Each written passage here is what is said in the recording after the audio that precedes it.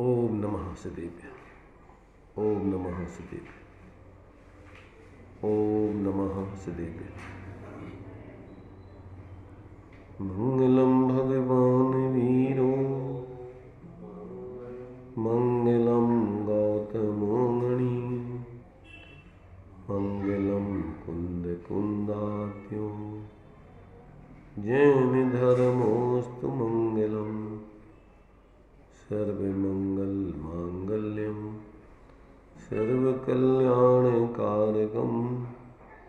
प्रधानम सर्वधर्माणां जैनं जयतु शासनं जैनं जयतु शासनं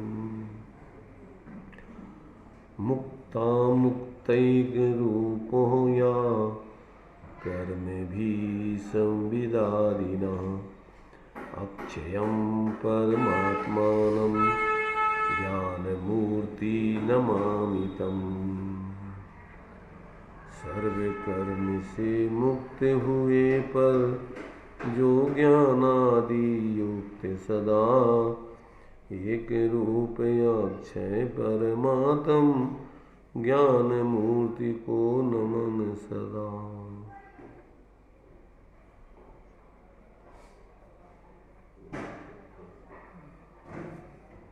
विषय अपना बहुत ही मार्मिक आचार्य अकलंक देव द्वारा रचित स्वरूप संबोधन, उसके माध्यम से अपन ले रहे हैं।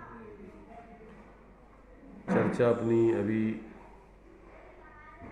6वें श्लोक की चल रही थी।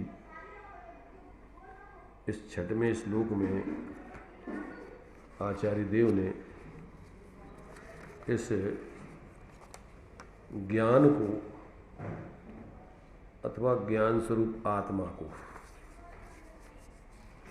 क्या सिद्ध किया है कि ज्ञान अथवा ज्ञान स्वरूप आत्मा ये नाना रूप है और एक रूप है। कैसा है ये अनेक रूप भी है और एक रूप भी है। इसलिए नाना ज्ञान स्वभाव रूपता से है एकानेक तथा, और एकानेक नहीं है वही अतः कथनचित सभी कहा। एकांत से न एक रूप है न अनेक रूप है, इसलिए वो दोनों मिला के एकानेक। प्रमाण से देखो तो एक साथ दोनों एकानेक है। नयों से देखो तो सम्यक प्रकार से कथनचित ज्ञान एक स्वरूप है, कथनचित अनेक स्वरूप है। कथनचित उभय स्वरूप हो गया और कथनचित अनभय स्वरूप हो गया। ऐसा चेतन एक स्वभाव रूपता से है एक तथापि वह, और अनेकात्मक भी होता है अनेकांतमय चेतन है। ऐसा इसमें जो है अपने लिए उस आत्मा की स्यादवाद रूप से एक रूपता अनेक रूपता उभय रूपता अनुभय रूपता ये इसकी सिद्धि की है। तो अभी अपन ने इस टीका के माध्यम से न्याय की दृष्टि से युक्ति तर्क के माध्यम से इस विषय को समझा। अब इसमें अध्यात्म की दृष्टि से जो इसका स्पष्टीकरण दिया हुआ है तो इसमें से अपन देखते हैं 40 पेज पर जो है इसमें जो प्रवचन दिया हुआ है, ज्ञान पद्धति से जीव की एकानेकात्मकता। कौन सी पद्धति से? ज्ञान दृष्टि से आत्मा को देखने पर एकानेकात्मकता यहाँ पर बताई जा रही है। यहाँ चर्चा चल रही है किसकी? कहते आत्मा की। अरे यह कहो कि हमारी, आत्मा की कि हमारी? सभी लोग अपने आप में यह ध्यान लाएं कि यह बात हमारी भीतर की चल रही, कहीं कही जा रही है। मैं, क्योंकि प्रत्येक जीव मैं आत्मा हूँ और अपने आप के स्वरूप से जब नहीं हूँ तो दुनिया में भटकने वाला हूँ। जब मैं अपने आप से अपने आप को नहीं जानता हूँ तभी ये दुनिया में चतुर्गति के पात्र ये जीव बने हुए हैं। यह मैं आत्मा क्या हूँ, कैसा हूँ, थोड़ा सा अनेक लोगों की बात सुनकर जीव संशय में पड़ जाता है। कोई कहता है कि आत्मा एक है, कोई कहता है अनेक है, कोई कहता नित्य है, कोई कहता अनित्य है इत्यादि। तो कहते इसका उत्तर इस छंद में दिया है। यूँ व्यवहारिक दृष्टि से बाहरी जीवों की संख्या देखकर तो यूँ कहा जाएगा कि जीव अनेक है। अभी तो स्थूल रूप में एक अनेक पने की सिद्धि की जा रही है। क्या बाहर में देख करके जीवों की संख्या आदि देख के ऐसा कहा जाएगा कि जीव एक है कि अनेक? तो कहते अनेक। कैसे जाना कि अनेक है? तो कहते हैं अच्छा दृष्टांत दे रहे हैं, हाथ में अंगुलियां कितनी हैं, एक है कि अनेक है? तो कहते अनेक हैं। कैसे समझा कि ये अंगुलियां अनेक हैं? यूँ समझा कि जब अंगूठे को मोड़ते हैं तो 4 अंगुलियां उसके साथ नहीं मुड़ती हैं। जब किसी एक अंगुली को मोड़ते हैं तो अन्य अंगुलियों में मोड़ नहीं आता है। किसी एक अंगुली में फुंसी हो जाए तो दूसरी में कुछ नहीं होता है। तो जब एक में परिणमन हो और वह परिणमन दूसरे में ना हो तब तो समझा जाएगा कि अनेक है। अभी तो स्थूल रूप में एक अनेक की बात है। तो ऐसे ही आपके आत्मा में जो ज्ञान चल रहा है, जो सुख दुख चल रहा है, वह आप में है, हम लोगों में नहीं है। अभी तो 2 द्रव्यों में जीवों की अनेकता बताई जा रही है, अलग अलग जीवों में। इससे सिद्ध है कि जीव अनेक हैं, पर एक जीव की दृष्टि से देखें तो वहाँ भी एक अनेकपना विदित होगा। ये तो नाना जीवों की अपेक्षा अब एक जीव की स्थूल रूप में एको ब्रह्म द्वितीयो नास्ति, पहले तो उसका खंडन किया। क्या कहा? पहले तो एको ब्रह्म द्वितीयो नास्ति, एक परमात्मा ही पूरे सब में व्याप रहा है। कहते ये बिल्कुल तुम्हारी बात प्रत्यक्ष से गलत है। एक व्यक्ति का परिणमन अगर एक ही परमात्मा है तो सबका परिणमन एक जैसा होना चाहिए। इससे सिद्ध होता है कि सब अलग अलग जीव हैं, कोई एक नहीं है। अब दूसरी बात यहाँ कहते ऐसे ही अपने आत्मा में भी एक अनेकपना चल रहा है। अब उसकी सूक्ष्मता समझो आप। तो कहते हैं कि यहाँ पर ये तो हो गया जीवों की अनेकता इस दृष्टि से। मेरे में नाना प्रकार का ज्ञान करने का स्वभाव है। पुस्तक जानी, मंदिर जाना, घर जाना और कुछ भी जाना, तो जो ज्ञान विशेष हमारा चल रहा है, नाना ज्ञान बन रहे हैं, उन नाना ज्ञानों की दृष्टि से तो अनेक रूप है ज्ञान। लेकिन जब एक ज्ञान स्वभाव को निरखता हूँ, भले ही मेरे नाना ज्ञान हो, लेकिन मैं तो वह सब ज्ञान स्वरूप हूँ। तो जब एक ज्ञान स्वभाव को देखते हैं तब चैतन्य स्वभाव, जब चैतन्य स्वभाव एक चैतन्य स्वभाव को देखते हैं तो मैं एक हूँ।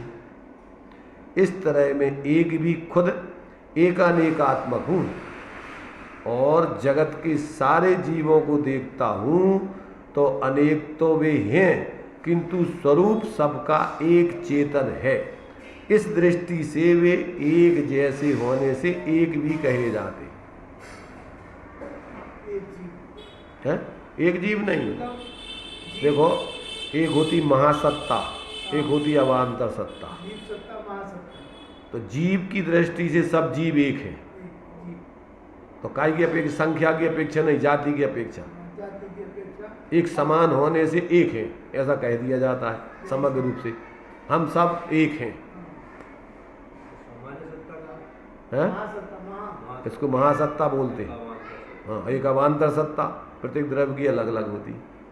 तो ये मनुष्यों की दृष्टि, मैंने जीवों की दृष्टि से ये क्या है कि ये महासत्ता के रूप में सब जीव एक हैं, परंतु कहते हैं वो सब एक हैं, ऐसा एक ही द्रव्य नहीं है वो। तो अब स्यादवाद में जिनवाणी की कृपा से देखिए उसकी सिद्धि कैसे करते हैं जिनवाणी। तो देखिए, स्यादवाद की इतनी अनुपम कृपा है कि उस स्यादवाद के बल से हम वस्तु का सही बोध कर लेते हैं और बोध करने के बाद फिर विकल्पों को हटाकर निर्विकल्प एक ज्ञान स्वभाव का अनुभव भी कर लेते हैं। क्या कहा? जब हम अनेक प्रकार से ज्ञान में सबको जैसे है वैसा जानते हैं तो अनेक ज्ञान अनेक ज्ञेयाकार रूप होता है, परंतु जब हम अपने अभेद स्वरूप को देखना है तो उन सारे अनेक ज्ञानों के ज्ञेयों को गौण करके उसमें एक सामान्य ज्ञान स्वरूप आत्मा को देख लेते हैं। तो यह मैं आत्मा ज्ञान मात्र हूँ, ज्ञान से रचा हुआ हूँ, ज्ञान सर्वस्व हूँ, ज्ञान घन हूँ। अपने को एक ज्ञान ज्योति के रूप में जो देखता है वह अपने आत्मा को यथार्थ समझता है। और जिसने अपने आत्मा को समझा उनके सारे कष्ट दूर हो जाते। आज हम आपको जैन शासन की अनुपम छाया, हम सबको आज जैन शासन की अनुपम छाया मिली है। इस शासन की इतनी अनुपम कृपा है कि जिसने उसकी कृपा को पा लिया, क्या कर लिया? किसको? जैन शासन की कृपा को पा लिया। अनुपम कृपा क्या है? जिसने कृपा को पा लिया वह कभी दुखी नहीं रह सकता।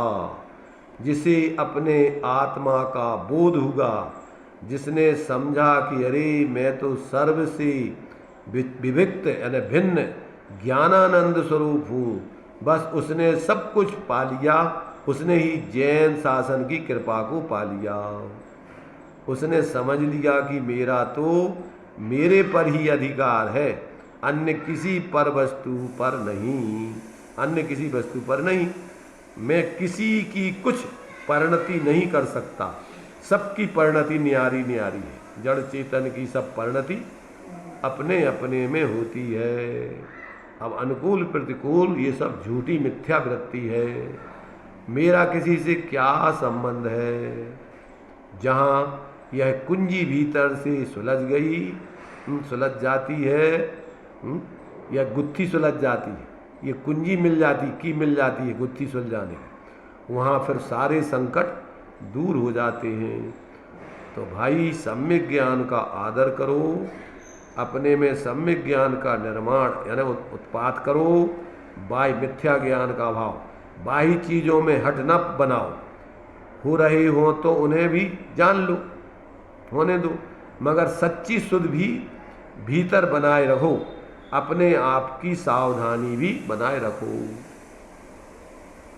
उद्दंडता से कष्ट इस जीव को, तकलीफ काय की है? उद्दंडता माने जिनवाणी के विपरीत जानना मानना परिवर्तन करना। जो लोग महापुरुषों की आज्ञा अनुसार नहीं चलते हैं उनको बोलते हैं बहुत उद्दंड है।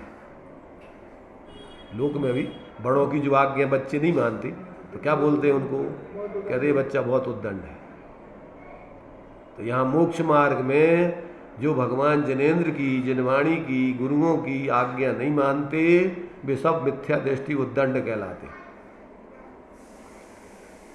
तो यह संसार तो यूँ समझिए कि मानो जुआ का फल है।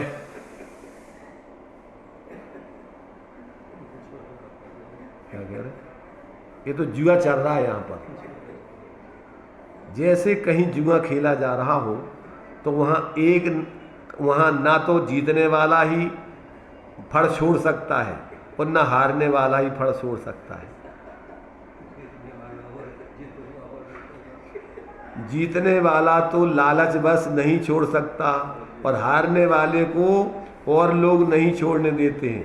वे कहते हैं बस इतना ही दम था तुम में, खत्म हो गए क्या? हार करके चल दिए। उसे लोग उठने नहीं देते हैं। उधार ले लो हमसे, फिर दे देना। हाँ कि भैया अब की बार हमारे पास आ जाएगा। तो ऐसे ही समझिए कि यह संसार तो जुआ का फल है। यहाँ से विरक्त होकर निकलना ये बहुत मुश्किल काम है। अगर पुण्य का उदय है तो वहाँ निकलना होता नहीं है। वहाँ लोग मस्त मस्त उसमें सोचते हैं कि अरे हमारे तो पोवारा है। तो कहते पुण्य के उदय में जीव क्या करता है, निकलना नहीं होता, उलझ जाता है उसमें बुरी तरह फंस जाते हैं। और अगर पाप का उदय हो तो वहाँ भी निकलना नहीं होता है। सोचता है कि भैया अब हो जाएगा ठीक, अब सुधर जाएगा, अब ठीक हो जाएगा, अब की बार आ जाएगा बाजी, अब की बार जीत जाएंगे। कदाचित कुछ विरक्ति भी उत्पन्न हो तो बहकाने वाले लोग बहुत हैं। अरे कहाँ तुम जा रहे हो भैया, कहाँ रखवाया तुम। वे किसी ऐसी बात कहेंगे कि जिससे निकलना न बन पाएगा। इससे भाई अपने आप का बड़ा अंतः साहस बनाना होगा। आपको सबसे निराला अपने आप को अनुभव करना होगा और गुप्त ही गुप्त अपने में अपना ही बल लगाकर अपनी रक्षा करनी होगी। किसी दूसरे के बल पर अपनी रक्षा नहीं कर सकते हैं। एक मोटी दृष्टि से देखिए, मिल गया?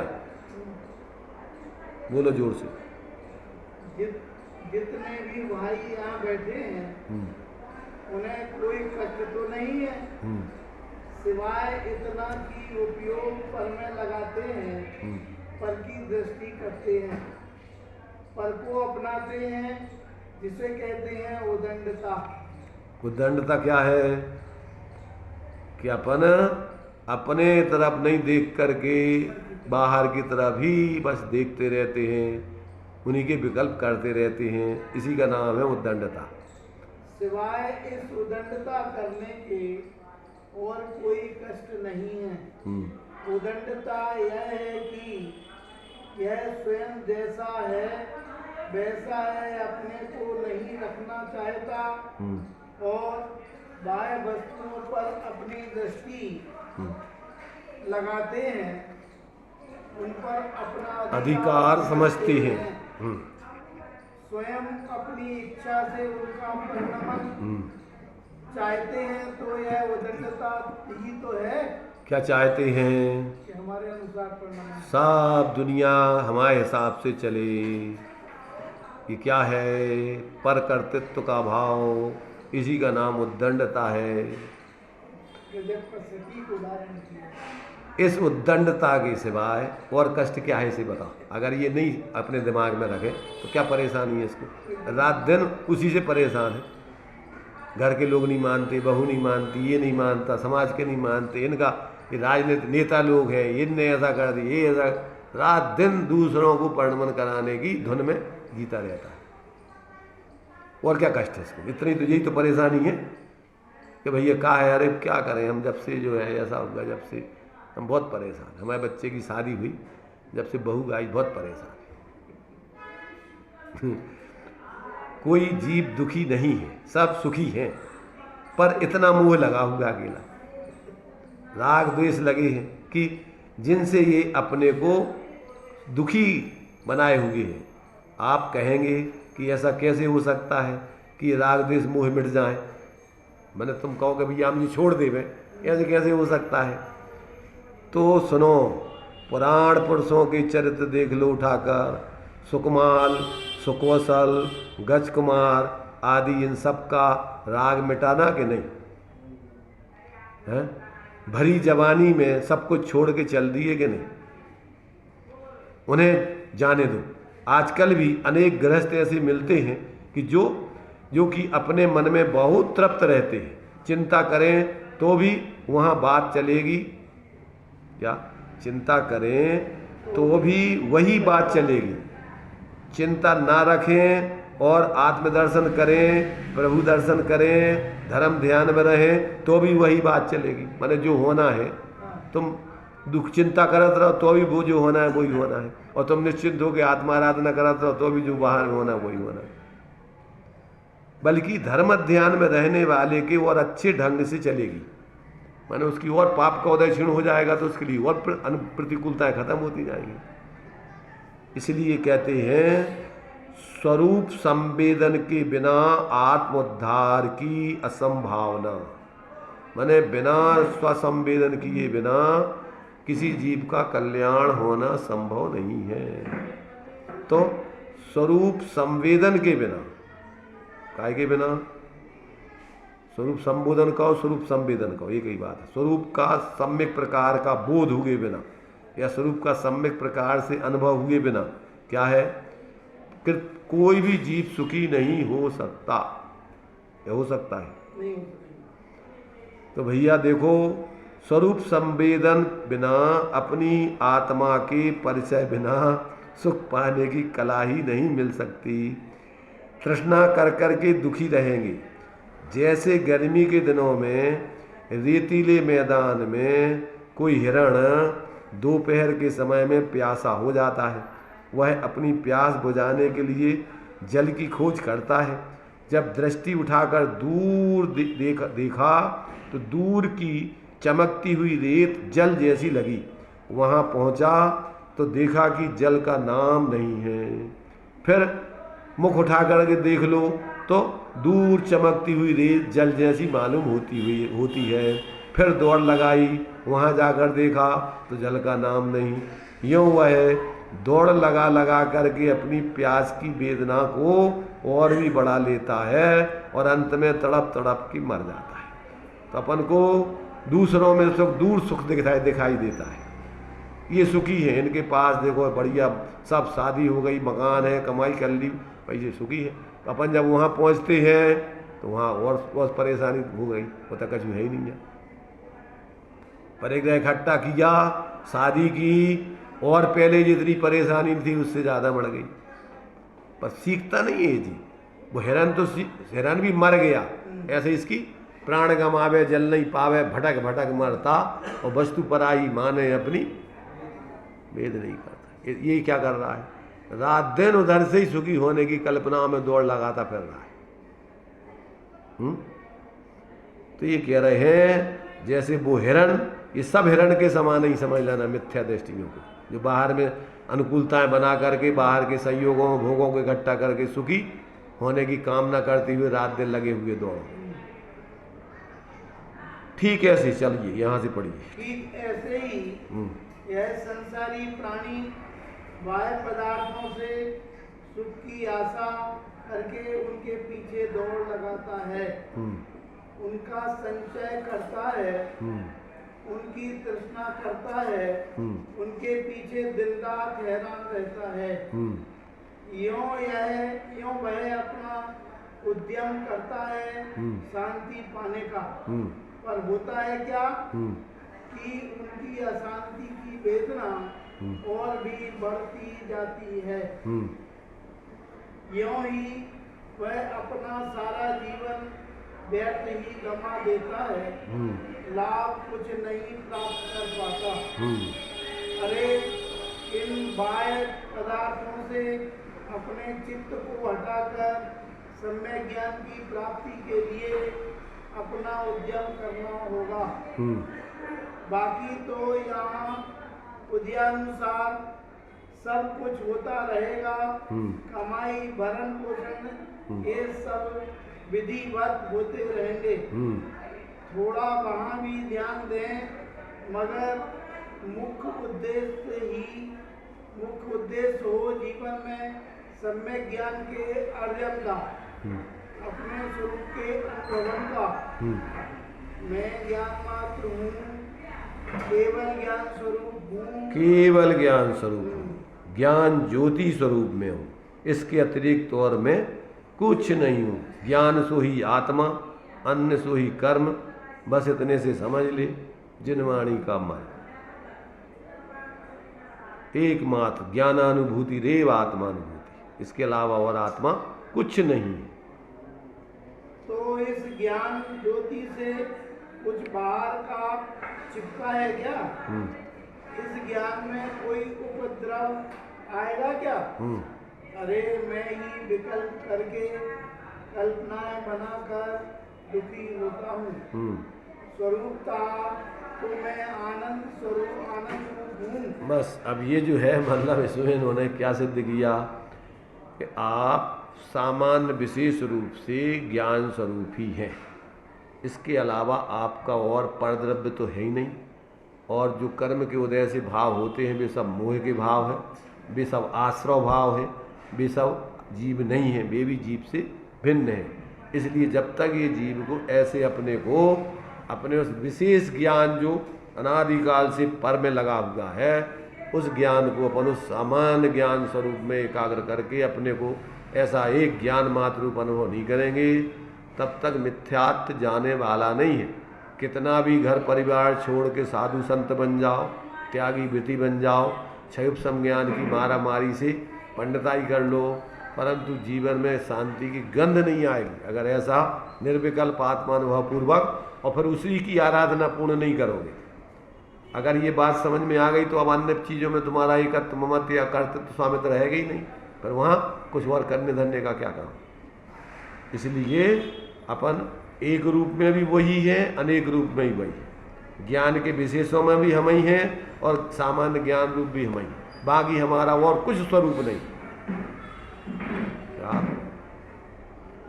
हम जो है अपने सामान्य विशेषात्मक स्वरूप में ही रहते हैं, इसके अलावा हमारा कुछ नहीं है। तो विशेषों में भी हम ही व्याप रहे और सामान्य रूप भी हम ही हैं, तो और इसके अलावा पर तो अपने में आते ही नहीं है। ज्ञान में जो विशेष है वे सामान्य के ही विशेष है, तो उनमें अपन विशेषों में पर को नहीं देखें और उस विशेषों में कोई और कुछ नहीं देखें, उसमें भी वही एक आत्मा देखें और वो है उसमें वही। भाई जो है सोने के जितने गहने बनते हैं उनमें क्या व्यापता है, क्या रहता है, वही सोना है। ऐसे ही आत्मा के जितने भी ज्ञानादिक की अवस्थाएं हैं उसमें सब ज्ञायक आत्मा ही है। ज्ञान की प्रतिपल उठे तरंग, चाहे वो क्षयोपम वाली हो चाहे सर्वज्ञ वाली हो, सब में, और यहाँ तक कि मिथ्या वाली हो, उनमें क्या है, सब में ज्ञान में एक आत्मा ही है। अब मिथ्या दृष्टि बांधता नहीं है, इसलिए वो पर लक्ष्य कर करके निरंतर परेशान है, मोह राग देश कर कर, झूठे मिथ्या कल्पनाएं कर कर। भ्रम है उसको, भ्रम काय का भ्रम है कि अपन ज्ञान स्वरूप के अलावा और कुछ है और कुछ थे और कुछ हो जाएंगे, ये सब भ्रम है उसको। ऐसा जो है अपने लिए इस गाथा में ये ज्ञान की एक और अनेक रूपता सिद्ध करके, आत्मा की एक अनेक रूपता सिद्ध करके एक अपने आत्मा को ही परद्रव्यों से पृथक जानकर मानकर उसका ही अनुभव करें, ये प्रेरणा दी गई। अब इसके आगे जो है आत्मा की वक्तव्यता और अवक्तव्यता से उस बात को यहाँ सिद्ध करते कि अब ऐसा आत्मा जो है कहते हैं वक्तव्य है क्या अवक्तव्य, इस ऐसे आत्मा को क्या कहा जा सकता है कि नहीं, बताया जा सकता है कि नहीं एक दूसरे को। तो अब उसमें देखिए ये गाथा यहाँ पर दी गई है, इन्होंने दी गई है ये, इसमें इन्होंने जो है नई भी दिया हुआ है पर इसमें नापी दिया हुआ, दोनों का अर्थ ही होता है। देखिए गाथा पढ़ते हैं। न वक्तव्या स्वरूपाद्यै निर्वाच्या परभावता तस्मान्नैकान्तितो वाच्यो नापि वाचामगोचरः। अवक्तव्य है नहीं स्वरूपादि से पर भावों से, अवक्तव्य है अता वाच्य निर्वाच्य कहा है सदा उसे। देखिए क्या कह रहे, आत्मा स्वरूप आदि से अवक्तव्य नहीं है, अने अपने स्वरूप से चतुष्टय से क्या है अवक्तव्य नहीं है, परंतु परभाव की अपेक्षा अवक्तव्य है। अतः एकांत से यानी सर्वथा वह न वाच्य है और न अवाच्य है। क्या कहा, ये जो है ये तत्व और तीर्थ की बात यहाँ पर समझना है अपन को। अगर आप सर्वथा अवाच्य कह दोगे तो तीर्थ का लोप हो जाएगा, और यदि क्या है, वाच्य कह दोगे तो शब्दों में परद्रव्य आत्मा कैसे आएगा, इसलिए तत्व का लोप हो जाएगा। एक में तत्व का, एक में तीर्थ का। हाँ, वक्तव्य अवक्तव्य वाच्य अवाच्य सब एक ही है। ये कही है। एक ही बात। तो कहते हैं क्यों कि अगर आप इसको सर्वथा पदार्थों में ऐसा वाचक वाच्य नियोग शब्दों में, वचनों में और अर्थों में वाचक वाच्य नियोग सिद्ध नहीं करोगे तो फिर तीर्थ का लोप हो जाएगा। वस्तु स्वरूप समझने समझाने का सर्वथा विषय नहीं रहेगा। और यदि सर्वथा समझाने और समझने में आता हो तो फिर सारे लोग समझ जाएंगे, सबका कल्याण हो जाएगा। लेकिन व्यवस्था नहीं है। इसलिए तत्व दृष्टि से एक दूसरे को समझाया नहीं जा सकता है। और उसमें भी कथनचित ये बात चल रही है। अभी व्यवहार में भी सर्वथा उसके स्वरूप को व्यवहार से बताया नहीं जा सकता है। उसमें कथनचित बताया जा सकता है, कथनचित नहीं बताया जा सकता है। क्यों कि उसमें इतने गुण धर्म भेद प्रभेद आदि हैं कि शब्दों में पूरे कहे नहीं जा सकते एक साथ। कुछ कहे जा सकते हैं, कुछ नहीं कहे जा सकते। इसलिए उसमें कथनचित वाच्य अवाच्यपना है व्यवहार में। परमार्थ से तो अवाच्य ही है तात्विक दृष्टि से। तो ये बात यहां पर अपन को समझना चाहिए। स्वरूप आदि से अवक्तव्य नहीं है, परंतु परभाव की अपेक्षा अवक्तव्य है। अतः एकांत से सर्वथा वह न वाच्य न अवाच्य। टीका, वही एकानेक स्वभावी आत्मा स्वद्रव्य स्वक्षेत्र स्वकाल स्वभाव रूप स्वरूप आदि चतुष्टय से वक्तव्य है। अस्ति आत्मा आदि शब्दों द्वारा वाच्य कहा जाता है। परभावता परद्रव्य क्षेत्र काल भाव आदि चतुष्टय की अपेक्षा निर्वाच्य, उस समय वो नहीं कही जा रही, कहा नहीं जा सकता है। अनात्मा आदि शब्दों द्वारा अवाच्य है। तस्मात् नैकांत तो वाच्यो नापि वाचाम गोचरा। इसलिए एकांत से सर्व प्रकार से सर्वथा आत्मा वचन का विषय नहीं है तथा वचनों का अविषय भी नहीं है। सर्वथा अविषय भी नहीं है और सर्वथा विषय भी नहीं है। इसलिए स्वरूप आदि चतुष्टय से वाच्य है और पर रूप आदि चतुष्टय से अवाच्य है। एक साथ सबको कहा नहीं जा सकता, इसलिए अवाच्य है। ये व्यवहार के दोनों कथन वाच्य वाच्य बने। पूर्वोक्त छठवें श्लोक के कथन द्वारा आत्मा को ना तो सर्वथा एक स्वभावी कहना शक्य है और ना ही अनेक स्वभावी। तब फिर इससे तो उसका सर्वथा अवक्तव्य स्वभावत्व ही सिद्ध होता है।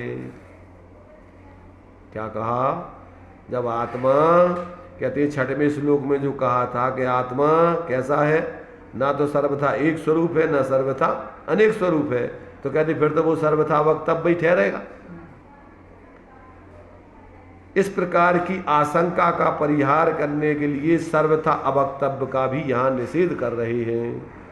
उसकी कथनचित अवक्तव्य स्वभाव रूपता को यहाँ पर प्रदर्शित किया जा रहा है। समय सारजी जैसे ग्रंथ में लिखा हुआ है क्या, तत्व तीर्थ की बात अगर जिनमत का परिवर्तन करना चाहते हो और स्वयं अपना कल्याण करना चाहते हो तो दोनों को मत छोड़ो। नहीं छोड़ो मतलब दोनों का जो प्रयोजन है उस दोनों के प्रयोजन को समझकर और अपना आत्मा का प्रयोजन सिद्ध करके अपना कल्याण करो दोनों से। अलग से लिया, अलग से है वो गाथा। वो वैसे किसका है? वो वैसे तो आसाधर। आसाधर जी के उस ग्रंथ में है, पर आसाधर जी से पहले हुए हैं अमृत चंद्राचार्य। तो अमृत चंद्राचार्य देव ने कहाँ से लिया अब अपन को पता नहीं। आसाधर जी ने तो इसमें से लिया, अमृत चंद्राचार्य के उसमें से। नहीं तो आज अमृत चंद्राचार्य देव ने टीका में दिया है। अब उनने अपने हिसाब से दिया कि किसी और से लिया है। उनने तो दिया है कि ये और लिखा भी है, तो उनने भी कहीं दूसरी जगह से लिया है। हाँ हाँ, हाँ ऐसा भी आता हाँ है। हाँ, तो ये भी जो है माने अपन को आगम में ये वचन भी लिखे हुए मतलब हैं। उनका नहीं है एकदम। हाँ, तो ऐसा उनने कहाँ से आसादार जी का भी नहीं है पर्सनल। हाँ, वो जब कहाँ से आया पता नहीं है अपन को, अभी दूसरे ग्रंथ का पता नहीं। तो यहाँ पर ये कहते हैं कि दूसरे नंबर से ये जो कह रहे हैं कि उसका जो है परिहार करते हैं कि जब आत्मा एक रूप भी नहीं अनेक रूप भी नहीं तो वचन कहते हैं वो फिर वक्तव्य भी नहीं है। तो कहते हैं नहीं, इसमें भी अनेकांत लगेगा। परमार्थ से तात्विक दृष्टि से अवक्तव्य है और व्यवहार से कथनचित वक्तव्य है। व्यवहार से कथनचित वक्तव्य है, कथनचित उसमें अवक्तव्य है व्यवहार से। तो ये सात भंग व्यवहार के समझना। आसादार जी को भी लगभग 1000 वर्ष हो गए। 12वीं शताब्दी में हुए। आसाधर जी 12वीं में और अमृत चंद्राचार्य 10वीं शताब्दी में। इसका मतलब 12 200 साल बाद के हैं आसाधर जी। अमृत चंद्राचार्य वही वाले हैं। टीकाकार अब समय सार वगैरह के लिए टीका है। 1200 वर्ष हो गए इसको। किसको? आसादार 800 वर्ष। 12 अभी अपना चल रहा है 2000 कितना 24। अमृत चंद्राचार्य को 1000 वर्ष हो गए लगभग। अब देखिए टीका दूसरे नंबर की टीका। वह पूर्वोक्त आत्मा ना वक्तव्या सर्वथा अवक्तव्य ही नहीं है किंतु वक्तव्य भी है, ऐसा अर्थ है। वह सर्वथा न अवक्तव्य, न अवक्तव्य कैसे है? ऐसा प्रश्न होने पर उसे हेतु द्वारा यानी कारण द्वारा स्पष्ट करते हैं। स्वरूपाद्य स्व का रूप स्वरूप अथवा स्वरूप वह है आद्य प्रमुख जिन गुण धर्मों का उन स्वरूप आदि द्वारा इस प्रकार यहाँ पर जो है व्याकरण की दृष्टि से इन्होंने दिया कि क्रमशः षष्ठी तत्पुरुष और कर्मधारा समास द्वारा विश्लेषण करके पुनः बहुव्रीहि समास कर फिर तृतीया विभक्ति बहुवचन का प्रयोग इसमें किया गया है।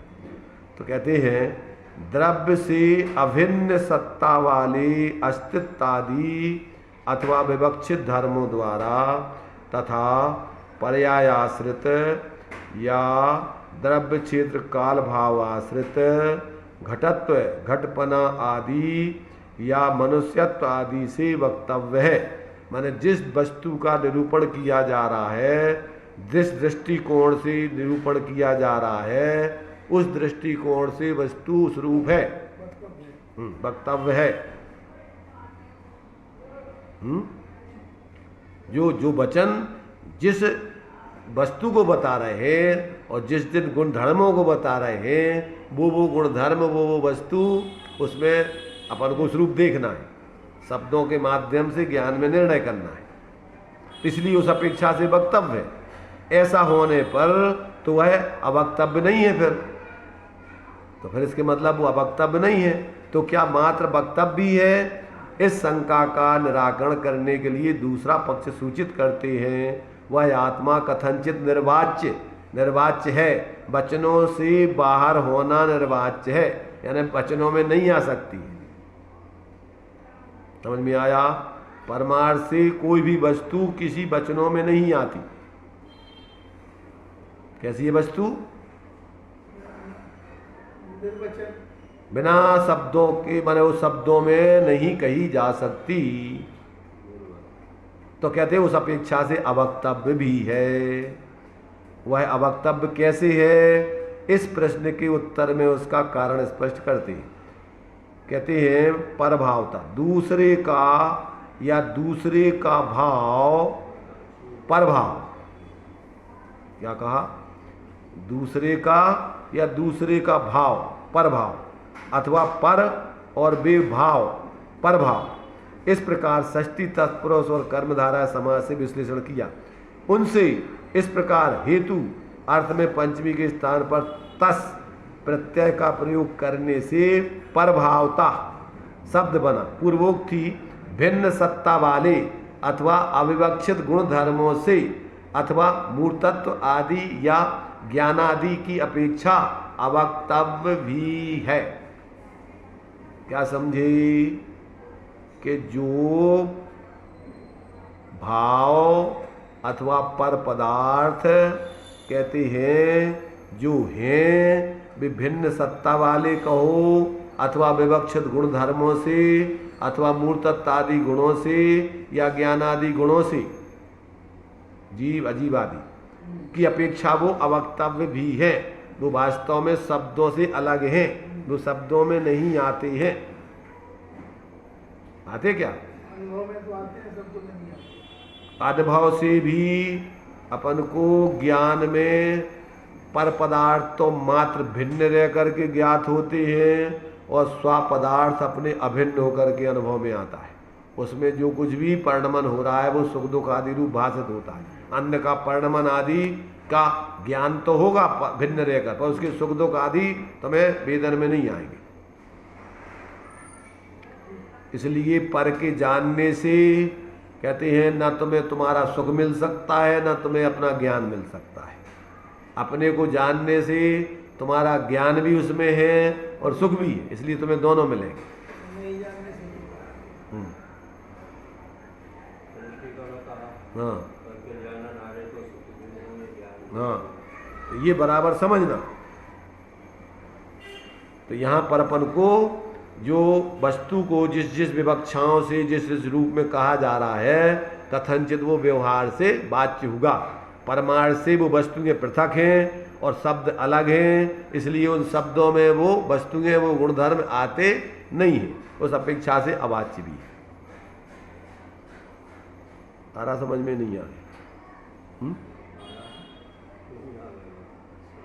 इस सर्व प्रकार से क्या सिद्ध होगा? तो कहते हैं उसका निरूपण करते हैं, क्योंकि आत्मा सर्वथा अवक्तव्य नहीं है तथा सर्वथा वक्तव्य भी नहीं है। तस्मात् नैकांत तो वाच्यो नापि वाचाम अगोचरः। इसलिए ना तो एकांत से वाच्य यानी वक्तव्य और ना ही एकांत से वचन अगोचर अवक्तव्य। एक और वह अंत धर्म जिसमें है वह एकांत, उससे अर्थात एकांत से, एकांत शब्द का कर्मधारा समाज द्वारा विश्लेषण कर उसमें पंचमी विभक्ति का प्रयोग किया है। किसी एक रूप नहीं है, माने एक बात उसको अकेला मात्र उतना ही नहीं मानना। क्या कह रहे? एकांत का मतलब क्या है? माने एक ही अंत या धर्म। एकांत की परिभाषा क्या है? माने एकांत की मतलब क्या? क्या कह रहे हैं? क्योंकि आत्मा सर्वथा वक्तव्य नहीं है तथा सर्वथा वक्तव्य भी नहीं है, तो कहते हैं इसलिए ना तो एकांत से मात्र वक्तव्य है और ना एकांत से वचन अगोचर अवक्तव्य है। एक और वह अंत या धर्म जिसमें है वह है एकांत। क्या कह रहे? एकांत कैसे कहना? एक और वह अंत या धर्म जिसमें है वह एकांत, और उसमें अर्थात एकांत से क्या है? किसी एक रूप नहीं है, उसका नाम है अनेकांत। वस्तु इसलिए कथनचित उस विवक्षा से उस रूप और अन्य विवक्षाओं से अनेक, इसलिए सर्वथा एक रूप भी नहीं, सर्वथा अनेक रूप भी नहीं। अभेद दृष्टि से एक और भेद दृष्टि से अनेक।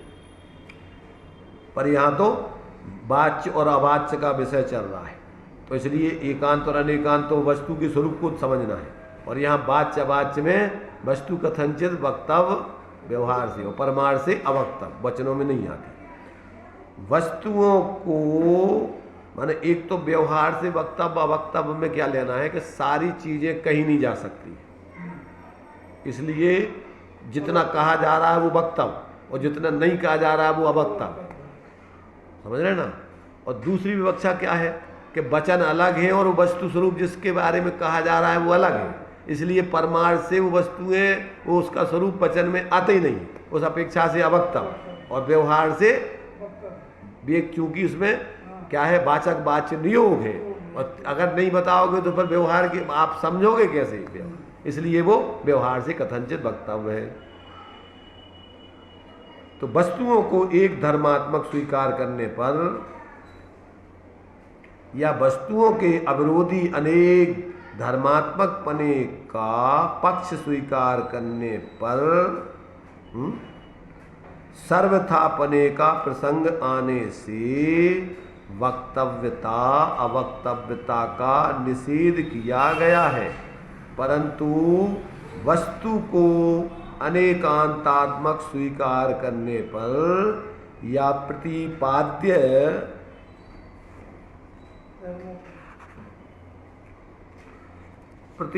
धर्मों की सप्रतिपक्षता स्वीकार करने पर उसका वक्तव्यता अवक्तव्यता का निषेध नहीं है। समझ में आ रहा?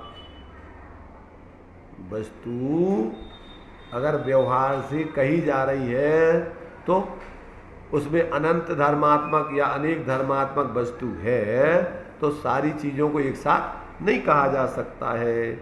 उस अपेक्षा से वो जितना कहा जा रहा है वो वक्तव्य स्यादवाद रूप से, सापेक्ष रूप से, सर्वथा नहीं कि तुमने उतने में ही सब कुछ वस्तु समझ लो उतनी, और सर्वथा अवक्तव्य भी नहीं,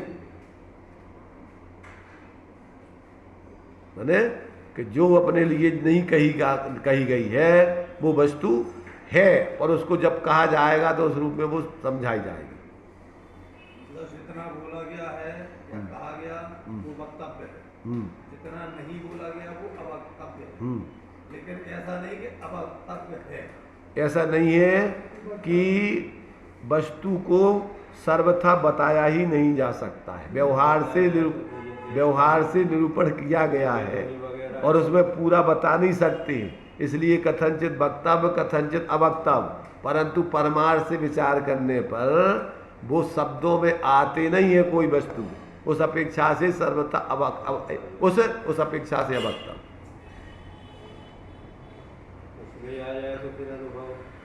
नहीं, फिर सभी को अगर बताने में आ गया तो सबको ज्ञानी बन जाएंगे सब। वो इसीलिए कह रहा है कि भैया इसमें तत्व तीर्थ दोनों को बराबर नहीं छोड़ना। इस प्रकार एक ही समय में आत्म वस्तु की कथनचित वक्तव्यता अवक्तव्यता प्रसिद्ध है। विशेष रूप से वस्तु का सप्तभंग्यात्मकपना समझने के लिए अन्य ग्रंथों से विचार विमर्श करना चाहिए। वस्तु के कथनचित वक्तव्यता अवक्तव्यता पर आचार्य समंत्रभद्र स्वामी देवागम स्तोत्र में कहते हैं, जो सभी धर्मों से रहित है वह अवस्तु है और वही अवाच्य है। वास्तव में तो वस्तु ही प्रक्रिया के बदल जाने से पर चतुष्टय आदि की अपेक्षा अवस्तुता को प्राप्त होती है, अवस्तु कहलाती है। वो वस्तु पहले थी, अब वो वस्तु नहीं है, इस अपेक्षा से वो अवाच्य हो गई। हाँ, अवस्तु कह दी उसको। ऐसे जीव को भी कह दिया। हाँ। तो यदि सभी धर्मों को सर्वथा अवक्तव्य माना जाए तो फिर धर्म देशना रूप स्वपक्ष के साधन और परपक्ष के दूषण रूप वचन भी कैसे हो सकते हैं। यदि कहा जाए कि वचन संवृत्ति रूप है तो संवृत्ति रूप वचन से सत्य का प्रतिपादन कैसे होगा। संवृत्ति रूप है तो संवृत्ति रूप वचन से सत्य का प्रतिपादन कैसे होगा, मतलब कहीं नहीं जा सकते। हाँ, सर्वथा अवाच्यता अशक्ति अभाव या अज्ञान के कारण ही संभव है। क्या कह रहे? सर्वथा अवाच्यता कब हो सकती है कि या तो आप में शक्ति नहीं हो जाती की या उस वस्तुओं का अभाव हो, और या फिर तुम्हें उन वस्तुओं के संबंध में अज्ञान हो, जानते नहीं हो। इन कारणों से कहते हैं क्या है, अब अवाच्यता सिद्ध होती है। इन तीनों में से आसक्ति और अज्ञान का कथन तो बनता ही नहीं है कि ऐसी शक्ति ना हो, ये तो बनता ही नहीं है। और सर्वथा उस संबंध में अज्ञान हो, ये भी बनता ही नहीं है। अतः अभाव ही मानना पड़ेगा। ये संभव नहीं है। और विद्यमान वस्तु तो कथनचित वाच्य होती ही है, इसलिए उसका अभाव ही बनता नहीं है। तो ये जो है, जैसी जिस जिस विवक्षा से, जिस जिस तरीके से ये कथन किए गए हैं, उन विवक्षाओं को जब जीव समझ लेता है तो उसकी भ्रांति दूर हो जाती है।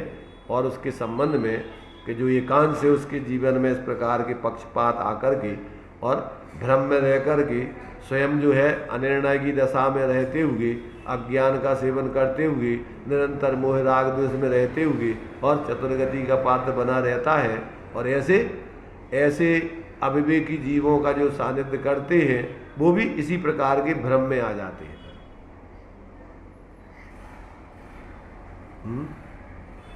इसमें जैसे ये दिया है कि इन तीनों में से आसक्ति और अज्ञान का कथन तो बनता ही नहीं, ठीक है। अतः अभाव भी मानना पड़ेगा। तो आसक्ति और अज्ञान जो आप कहते हो कि निगोदिया में भी क्षय उपशम और वीर्य रहता है, वही इसका मतलब यही कह रहा है? नहीं कहलाए, क्या मतलब वो? ठीक है, मतलब जो कहलाओ कि शब्दों में ऐसी शक्ति है कि वो वस्तुओं को बताने की सामर्थ्य रखती है। उन शब्दों में ऐसा वाचक पने का नियोग शक्ति है वो उस जाति की। तभी जो है उन वचनों से व्यक्ति अपन कहते हैं और समझते हैं। अगर नहीं हो तो कैसे समझो? तुमने कहा बेटा एक गिलास पानी लाओ और तुम्हें पानी आ गया। अगर उन शब्दों में इस प्रकार की शक्ति नहीं होती तो कैसी सिद्धि हो जाती तुम्हारे पानी की? इसलिए वो चीज अलग है जी। हाँ, अलग अलग है। एक शब्द के अनेक अर्थ होते, कहाँ कौन सा अर्थ लगाना है। इसलिए उसका अभाव मानना पड़ेगा। और कहते अज्ञानता, तो अब अज्ञानता तो कई जीवों में सम्यक ज्ञानी जीव है, सर्वज्ञ है, सब है। तो अज्ञानता तो ये नहीं कि उस संबंध में कोई जानते ही नहीं हो कुछ। ज्ञान है लोगों को उस संबंध में वस्तु स्वरूप का, इसलिए ये दो चीजें बनती नहीं है। तो कहते हैं सर्वथा अवाच्यता क्या है, क्या दिया है? तो सभी हाँ के कारण देखो, सर्वथा अवाच्यता कहो या अवक्तव्यता कहो, कब हो सकती है? क्या तो अशक्ति हो या अभाव हो और या अज्ञान हो। इन तीन कारणों से जो है वो संभव है। कौन? अवक्तव्यता, वस्तु स्वरूप के बारे में बोलना, ये तीन कारणों से नहीं हो सकता है। तब कहते इन तीनों में तो से आसक्ति और अज्ञान का कथन तो बनता ही नहीं है। वो बात तो तुम्हारी सही है नहीं। समझ में आया? क्या वस्तु स्वरूप का ज्ञान भी है और वचनों में शक्ति भी है पदार्थों को बताने की, इसलिए वो तो बनते ही नहीं है। अतः अभाव ही मानना पड़ेगा, और अभाव फिर सिद्ध होता नहीं है वस्तुओं का। विद्यमान वस्तु तो कथनचित वाच्य होती ही है, इसलिए वो तुम्हारी बात जो है यहाँ पर सिद्ध नहीं होती। तो इस प्रकार से ये अपन को इस 7वें छंद में न्याय से उस बात को सिद्ध किया कि जो है कि आत्मा कथनचित वाच्य, कथनचित अवाच्य, कथनचित वक्तव्य, कथनचित अवक्तव्य भी है। सर्वथा ना तो अवक्तव्य और न सर्वथा वक्तव्य। एक व्यवहार से भी और परमार्थ से, माने परमार्थ से तो वचनों में नहीं आती, इस प्रकार से अवक्तव्य है। और व्यवहार में भी पूरी चीज़ों को एक साथ कहा नहीं जा सकता, उस प्रकार अवक्तव्य है। और कथनचित क्रम से उसको कहा जा सकता है, उसको स्यादवाद रूप से, इसलिए उस अपेक्षा से वक्तव्य। इसलिए आचार्य कुंद देव ने समय सार में भी यही लिया कि भैया क्या है कि बिना व्यवहार के परमार्थ को बस समझा पाना अशक्य है। इसलिए व्यवहार तुम्हारे लिए मात्र समझने समझाने के लिए ही जरूरी है। हाँ, तो इस प्रकार ये इस छंद के संबंध में अपन ने थोड़ा सा भी जो टीका में लिखा हुआ है उसके माध्यम से विचार किया। आगे इसमें अध्यात्म की दृष्टि से भी जो इनने लिखा हुआ है वो अभी अपन देखेंगे। अभी तो टाइम अपना हो गया है। निज निधि निज में बताई, यह अनंत अनंत उपकार उसके लिए जिन वाणी मातु वंदना सतबार, वंदना सतबार।